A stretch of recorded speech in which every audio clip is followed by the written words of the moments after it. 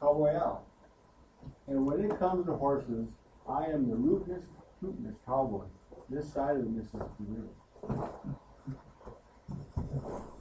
Well, maybe I'm the rootinest, tootinest cowboy this side of the Yellowstone. Well, let's say I am the rootless, tootless cowboy this side of the Powder River. But unfortunately, the Powder River is usually dry, so I'm a rootin' tootin' cowboy. Not. My daughter had a horse, and she liked to ride the horse, and one time, Mary, which is the horse, got caught up in some barbed wire. Cut her hide up pretty good. So we took the horse to the vet, and the vet said, "Well, you just put some bandages on her, make sure you keep the wound clean, and it'll heal itself on its own." So we were happy with that, and Leighton set about to make sure that the horse was taken well care of, change the dressing 2 times a day, and everything was going just fine.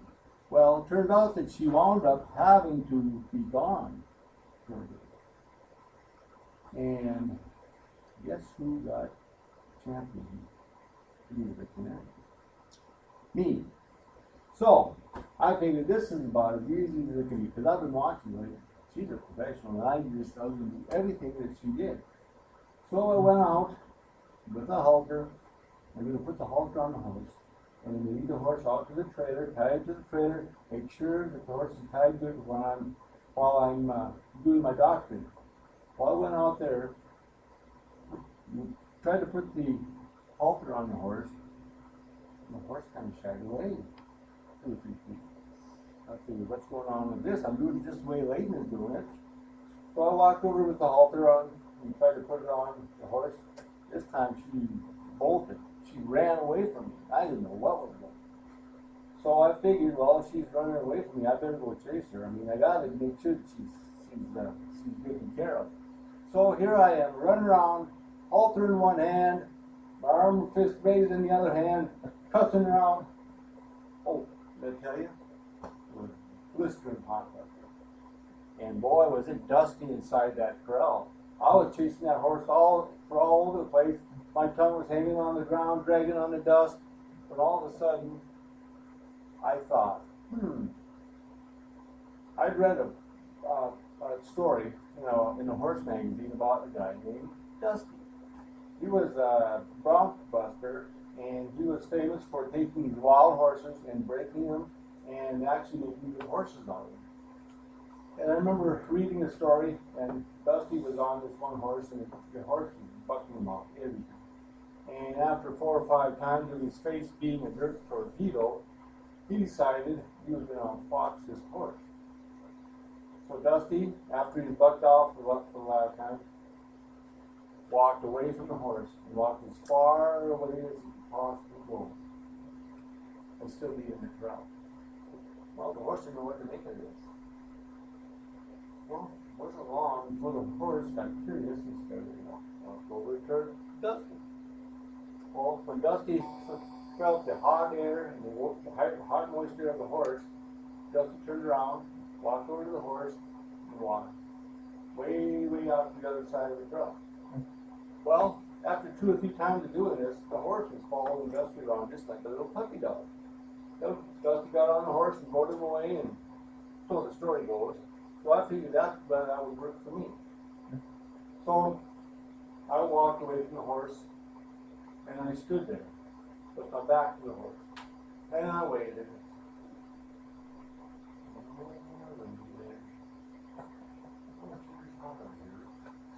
And I waited. Turned around, looked at the horse. The horse was eating grass, wasn't giving me attention. I didn't know what to make of it. So I waited. And I waited and I waited. All of a sudden, I heard from behind me, what it was. "Honey, what are you doing? It's hot out there. What are you doing?" I turned around and said, I'm getting the horse ready so I can put the halter on it. So I decided to wait some more, and I waited, and I waited. Wasn't long before, honey, it's very hot out there. What are you doing standing around out there? You look like an idiot. Well, my wife's a pretty good judge of character. And so maybe she was correct. So I decided to scrap the whole thing, threw the halter on the ground, walked into a nice air conditioned home, and a day later, lady came in. And when she found out what I'd done, she was really mad, because you don't let the horse get the upper hand of you. So anyway, I got chewed out by Lady. She called me an idiot too, so it must be true. She went out, put the halter on the horse, and everything was all right. But so the day after that, I was out talking with one of my neighbors, across the fence, and he said, "Hey, I saw you trying to put that halter on that horse. It looked like you were having a tough time with it." And I said, "Yeah, I wasn't very happy with it." And the guy said, "Well, good thing you're going to be going on a vacation." Vacation? What do you mean vacation? Well, you're going to go to like Miami Beach or Hawaii, maybe even the Caribbean. And I thought, what do you mean by that? Well, when you were running around with that horse, the halter in your hand, the other hand up in the air shouting, I could have sworn you said something about a sunny beach. Well, I may not be a root cowboy, but I did give it my best shot, and that's when you do the best you can, and that's the best you can do, that's fun.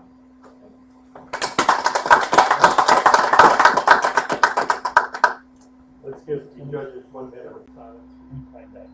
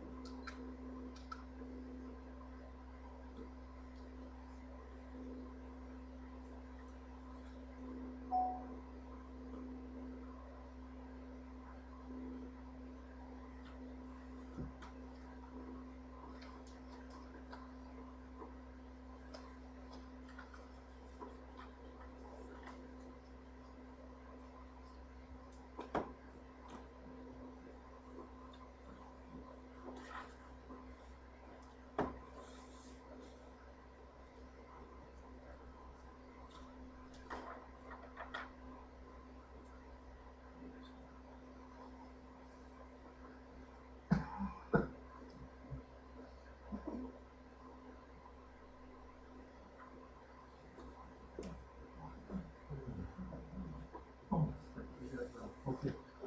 Let's go ahead and with our second speaker. I tell you what, if I don't want to make one major mistake, I'll make it. So, our second speaker this evening, Verna Henderson, with What is in a Name?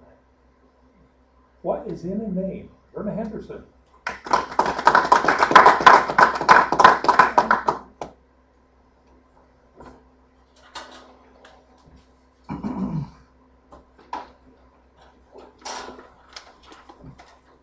Fingernail polish. Have you ever stood around and watched women in the grocery store or at Walmart, and they're in this aisle and they are just laughing? And you cannot hear what they're laughing at. This just baffles men. They walk by, they can't find their wives. They're in the fingernail polish pile, and they are laughing. I have come to the conclusion that people that name fingernail polish have got somebody above them. They come out, they have all these cards with all these words on them. They throw them across the table, and they say, okay, you, go in there and name fingernail polish. You don't get to see the colors. That might help. But we want you to put words together to name these fingernail polish. This one says, Glints of Gilda. Gilda is a woman. I've never known a woman to particularly like black fingernail polish, but guess what? It is black. This one here is Tchotchke. What does this word mean, let alone how did you come up with blue? I never thought of blue. These men and women who come up with these fingernail polish names have got to have a great sense of humor. Or they have the ability to use words to make up a picture. Now, when I think of fingernail polish, I think there's something to go with them. Hopefully it's the right color. Seaside party. I'm thinking, okay, beach, it's got to be a tan, it's got to have seashells, it's going to be a pretty color, and if you're having a seaside party, the ocean is green, not blue. This one is quite interesting. A hot kiss. Now, how do you color a kiss? I would really like to know what color you would think a kiss would be. I'm thinking chocolate.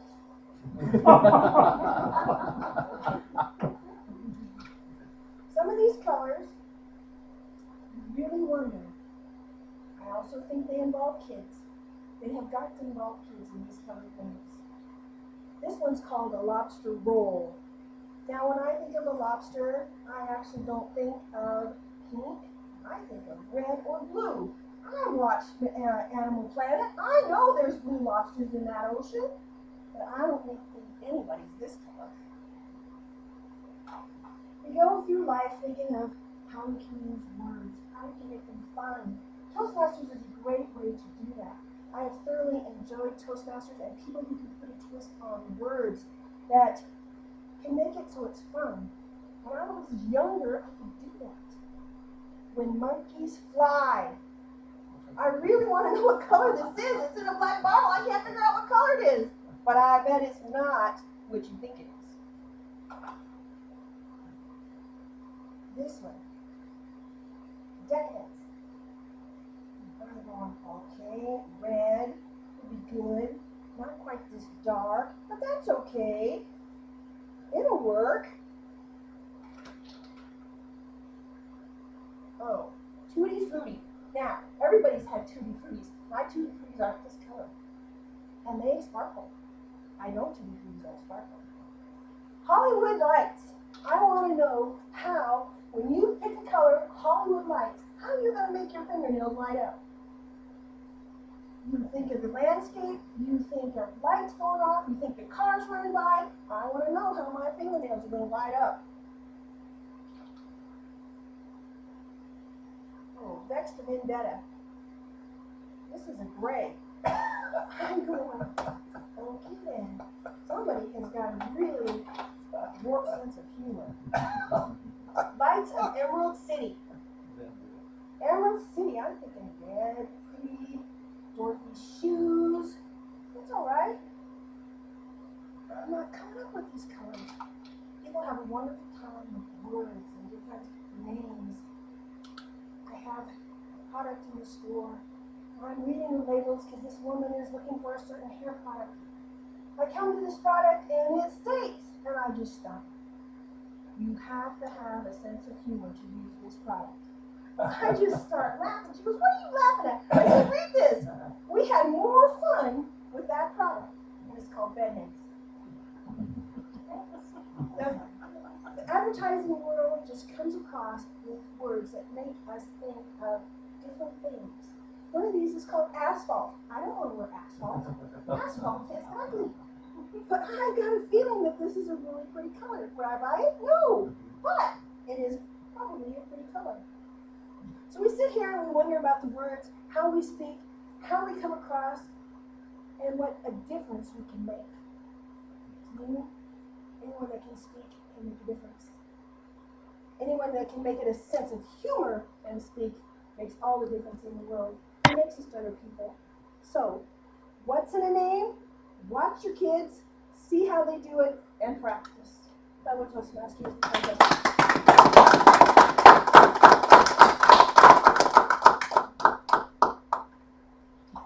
Let's give the judges 1 minute for their evaluator, their score.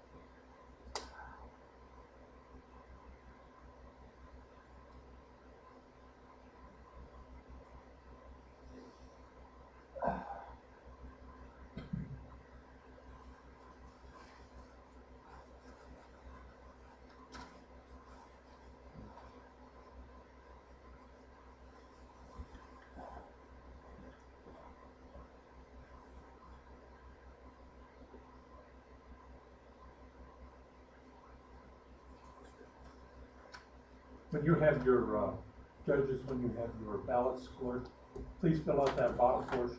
Be sure to sign it and tear it off, and Pete will collect those and hold those until the counting takes place.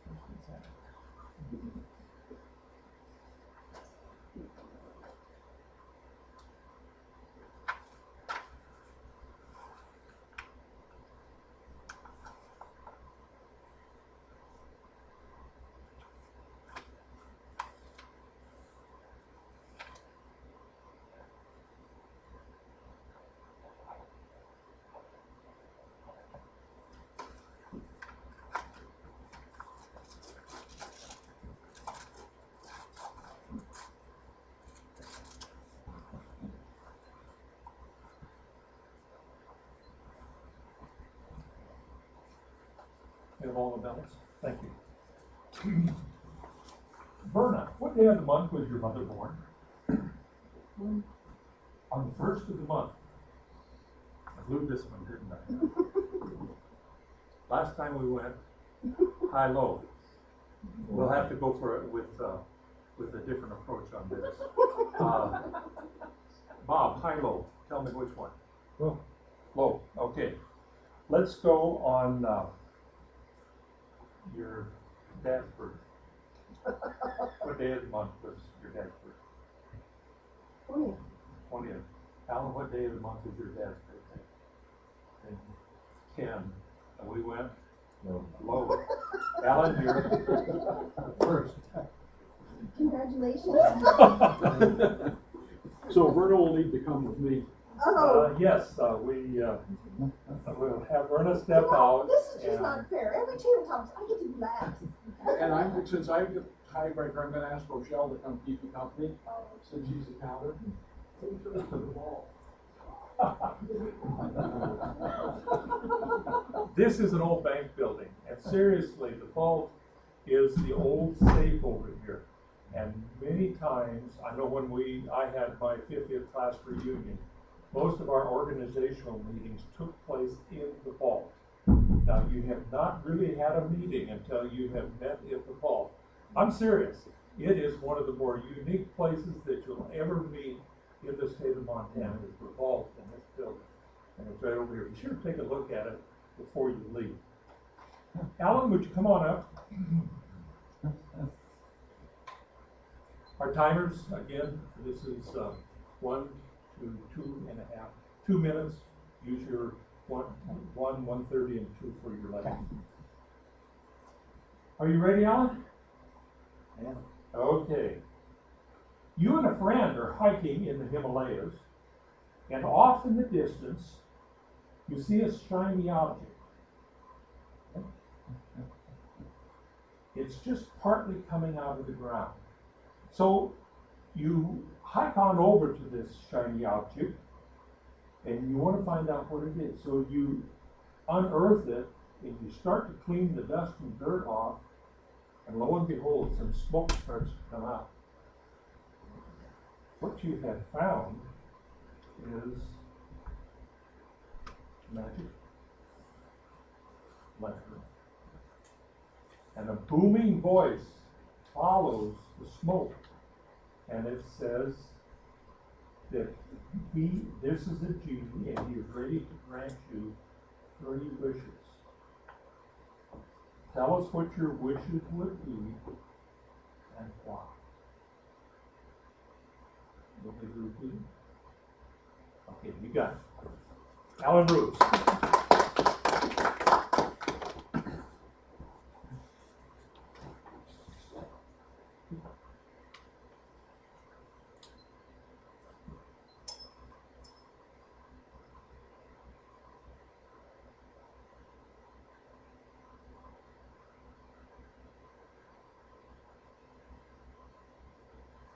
I would wish, 3 things I would wish and why.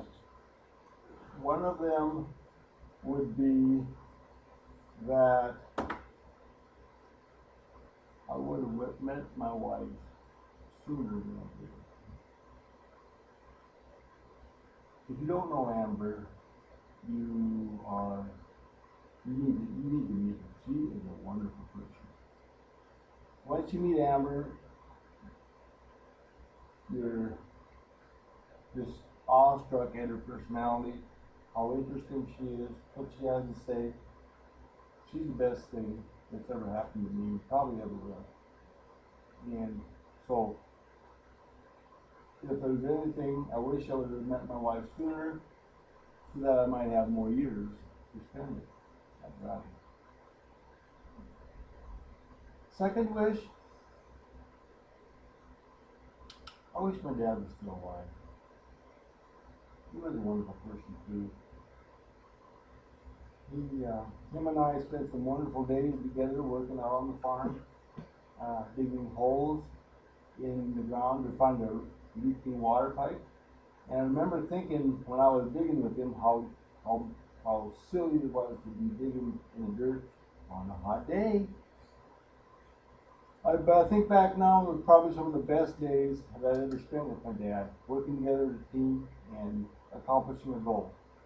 Third would be, my third wish would be that our world could maybe live in peace, live in harmony, and no more fighting, because the only people, there's nobody. The winners in war, they don't find out who's right, they only find out who's left. And so I would wish for world peace, so that our world could be a more enjoyable place to live. Chairman, Chief Judge, fellow Toastmasters. Thank you, Alan. Let's give the judges 1 minute of silence.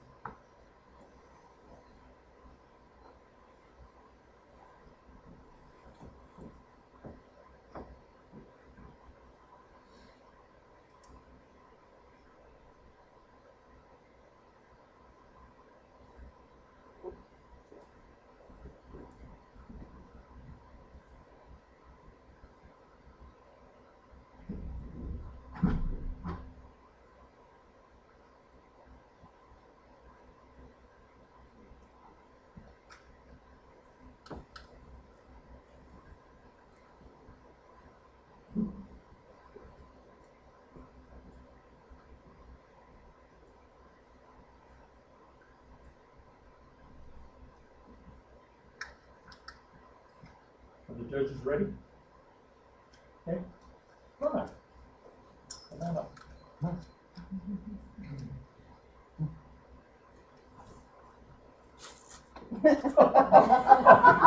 It won't bite.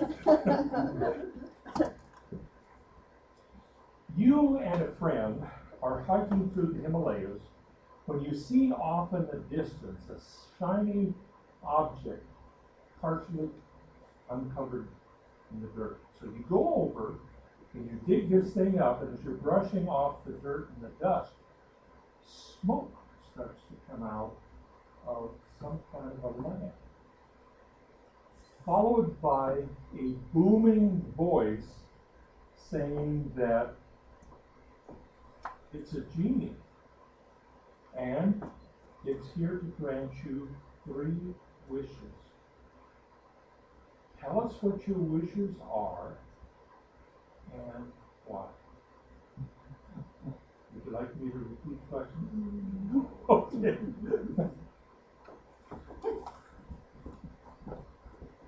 Contest chair and fellow Toastmasters, you do not know actually how much time I have given this subject some thought. We had this as a debate issue in high school. Actually, I would ask the genie to give me the intelligence and the wisdom to make it through my life to meet my goals. That is what I would ask him for, the first one. The second one, I would say, okay, dude, it's your turn. What do you want? I'm done. I don't want any more wishes. I want to live my life the way I want to live it. Whatever comes, comes. You give me the wisdom and the knowledge I need. You get the next 2 wishes. Now, I want to know what you're going to do with it. Some people think, oh, I want all the money in the world. All the money in the world does not get you where you want to be. Now, enough to retire on would be great. But all the money in the world I do not want. I would want my family around me. I would want to be able to take care of my family, and I would want to be able to help them when they need it. And that is how your intelligence comes to play. If you're intelligent enough, you have the wisdom enough to make the right choices, you will get to where you need to be. Also, with that wisdom and intelligence, you get to help your family understand, I'm talking about the little kids here, where they need to be, get them to grow up okay, hopefully not in too much trouble. And that's a little challenging, but it's doable, and helps them grow up right and where they need to be. That would be my only wish for the genie. I'd tell him to go to Hawaii, have a good time, go wherever you want. Just write me when you get back. Fellow Toastmasters in chair. Thank you. Let's see if the judges have been ever silent.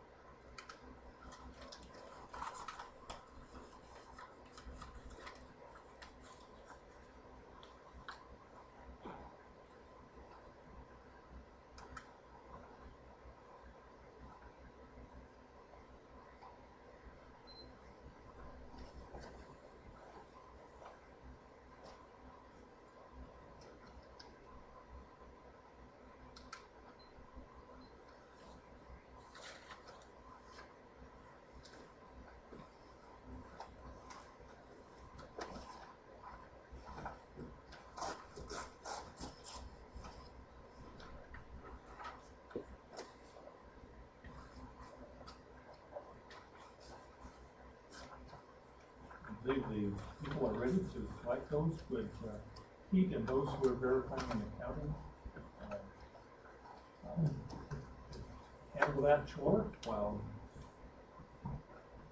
this is a moment in time that the accomplished chair gets to interview the candidates we have presented.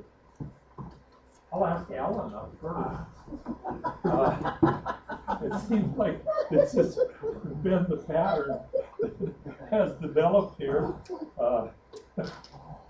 This way you kind of get an idea how it's going to go. So he will be my, I'm not going to use the word victim.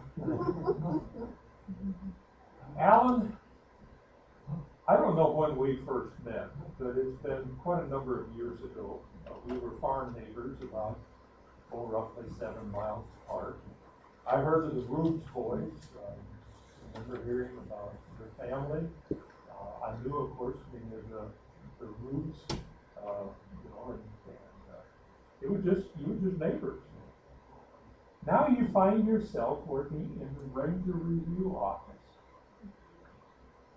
How did you make the transition from farmer in the Lindsay area to someone who puts together the newspaper?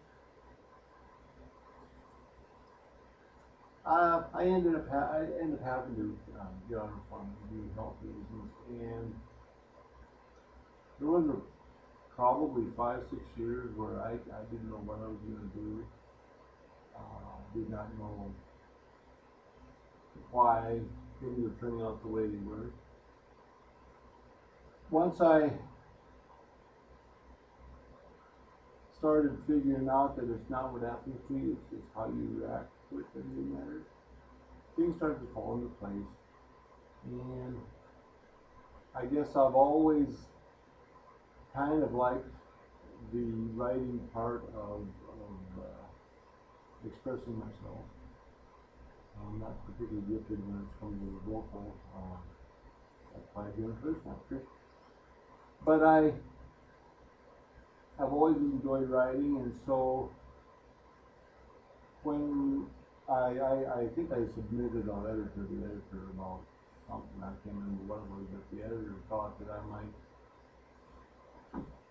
might do well writing an article for the Glendive Review. So I started doing that and saw that there was a typesetter position open at the paper, and I thought it was this way to maybe get in on the bottom floor and maybe see how a paper is put together, see how the written word is organized on the page, page layout and all that. And probably the best thing about working at the paper is the work environment. It's just a happy place to work. Everybody's all of their deadlines and everything. It's just a fun place to work.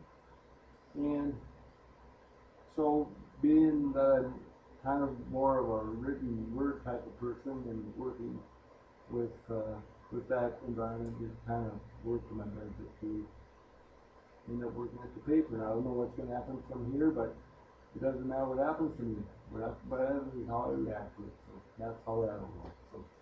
Thank you, Alan. Norman, would you join me?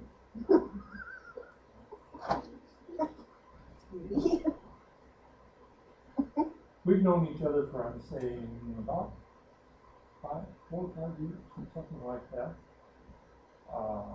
You used to work out at Super 8, and I see by your bio that you're currently your employer is Montana Beauty Supply. Tell us about your transition from what you were doing to where you are now. Thank you, Jim. Well, from Super 8, I went to Town Pump, which is a major gas station in Montana, right off the main exit. And they decided to build a hotel there. So I decided that I would apply for the front desk position, which was not a bad choice. So I was a night auditor there, which meant that I got to deal very little with people. I got to do bookwork, which is what I enjoy doing.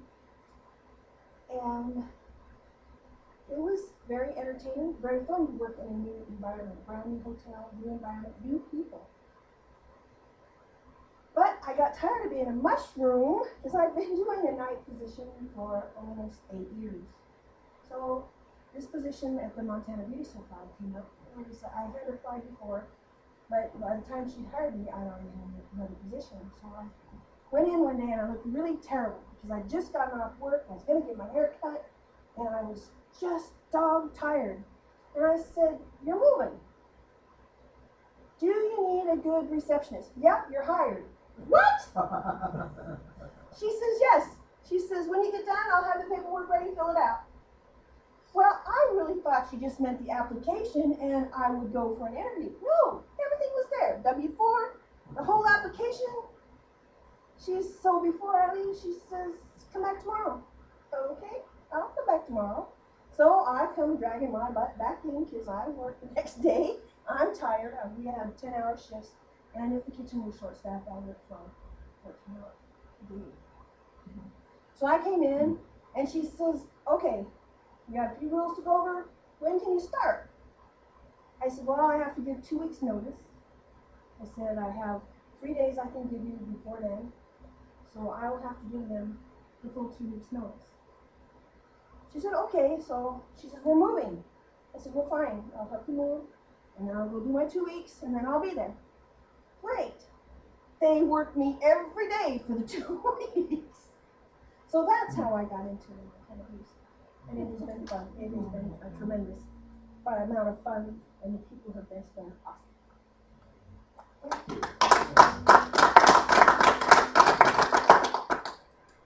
We have a diverse group here. Our newest Toastmasters actually serving as a judge this evening. David, would you come forward? David Garfield, I know his mom. And It's not the best way to start. well, his grandpa served as, was it a State. And would you tell us what prompted you to pursue law? Was it this connection with your grandpa? It might have been. It really struck me when I was going through law school, and inevitably there's a lot of students there whose parents were attorneys, and some have a judge in the family too. But then it always seemed like it was kind of a foregone conclusion. They were going to be an attorney since they were this tall. I was on that road since a couple months before I submitted my law school application. But when I finally did that, I finally felt like I was on the right road, and it made good sense. And I have to look back at my grandfather and consider his role in that. It was never pushing me. It was me dropping in after school before I had a driver's license when I was only about this tall. And the TV would be on, and it would be the news. There'd be stuff going around for me to read. It would be The Economist. And so I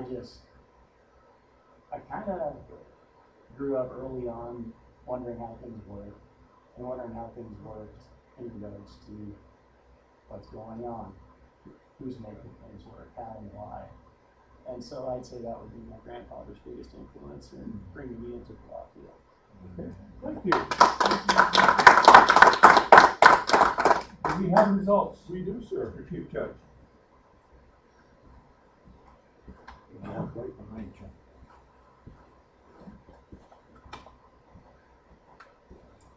Good news is there are no disqualifications. Bad news is the judges have to make the determination. Let's see, let's award the table topics first. Okay, table topics. You know, it's an either or choice, isn't it? First place and second place. There's not a lot of drama here. So what I would like to have Alan and Verna both step forward, and I'll present the trophies. In our table topics contest, we were entertained. Was the question challenging enough? For you, it was? Deer in the headlights for me for quite a while. But that's what table topics does, help you keep fast on your feet. And yeah, it was fun. Alan? In this table topic contest, you are receiving the first place trophy. Run up, second place. Congratulations to both of you. Now, stick around because we will announce the other contest as well.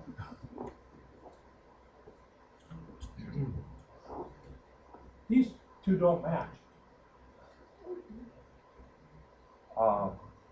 This is for the humorous speech. A first and second place.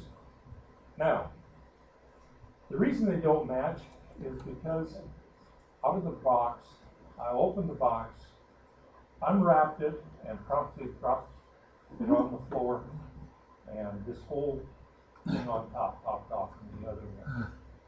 Well, if any of you have been in Toastmasters, you know a gentleman in Fargo by the name of Aaron Geller. If you've been to a convention, you have met Aaron Geller. He's a gentleman who is approaching 80 years old. He has been a Toastmaster for 50 plus years. He has a collective memory of everything he's done. He collects trophies. He recycles them to the Boy Scout troops in Fargo.